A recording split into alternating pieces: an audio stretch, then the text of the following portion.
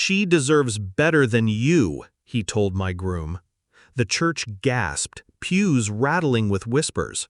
My mother clutched her pearls, my father half rose from his seat. My fiancé's jaw locked, red crawling up his neck. And me? I didn't flinch. Because this moment, this chaos, this carefully lit fire wasn't a mistake, it was my design. Backstory set up. When I first met Daniel, he was the kind of man who smiled with his whole face, who opened doors not because he thought I needed help, but because he believed it was right. At least, that's what I let myself believe. We were a golden couple. Friends said we fit. Families merged smoothly. He gave me promises wrapped in velvet and champagne. I believed him. I wanted to. But love, I've learned, is only as strong as the secrets it survives. Discovery of betrayal. The shift was small. Late nights at the office. A phone turned face down. A new cologne that lingered when he kissed me goodnight. At first, I told myself I was paranoid. He was stressed. Planning a wedding could do that. Then came the message. A flash across his screen as he showered. Last night was worth the risk. When will she find out? I didn't scream. I didn't cry. I stood in the bathroom doorway, listening to the water beat against tile, and I made a promise of my own. Not to leave. Not yet. To ruin him. Shift in mindset.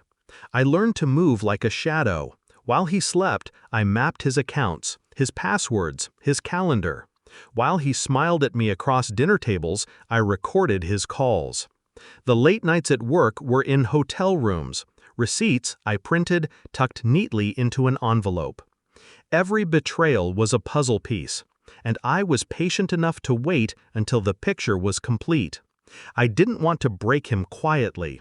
I wanted to break him where he had built the grandest illusion, at the altar, in front of God and every person who believed his lie. And for that, I needed help. The co-conspirator. Ethan, his best man, wasn't hard to read. Sharp eyes, a restless jaw, the kind of loyalty you mistake for arrogance. But I saw it. The discomfort when Daniel lied, the clenched fists when he bragged about nights out. Ethan knew more than he let on, so I tested him. I let a silence stretch one night, then whispered, "If you knew something that could save me, would you tell me?" His eyes dropped, his lips pressed into a line. That was my answer. A week later, he handed me the missing piece. Proof Daniel had been seeing his ex for months, using our wedding fund to bankroll weekends away.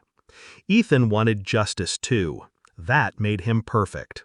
Execution of the plan.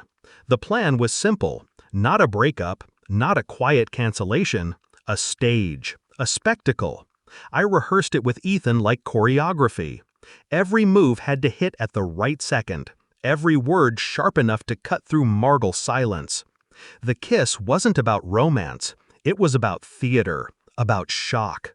Ethan's lips against mine would be the spark, but his line, his dagger to Daniel's chest, would be the killing blow. She deserves better than you. And then I would bury him with evidence. Climax and confrontation.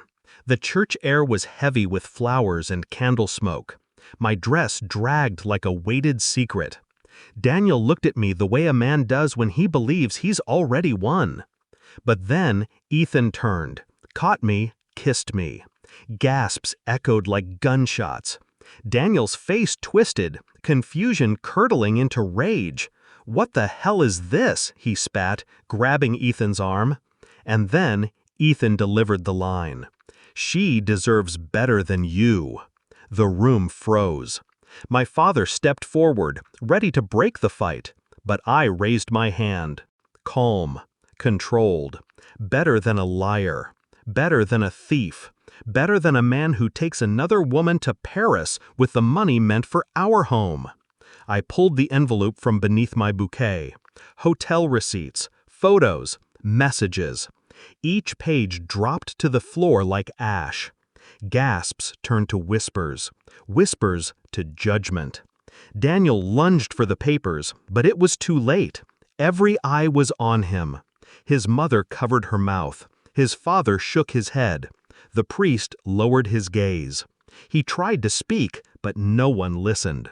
His mask had shattered, and in the pieces lay his reputation, his future, his illusion.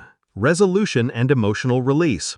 I walked out of that church not as a bride, not as a victim, but as an executioner who had done her job cleanly.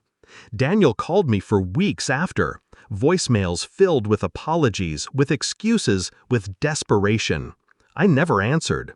The truth is, I wasn't angry anymore, not even hurt. I was free. And freedom tastes sweeter when you earn it by fire. The last time I saw him, months later, he was thinner, eyes hollow, working a job far below the empire he once boasted of building.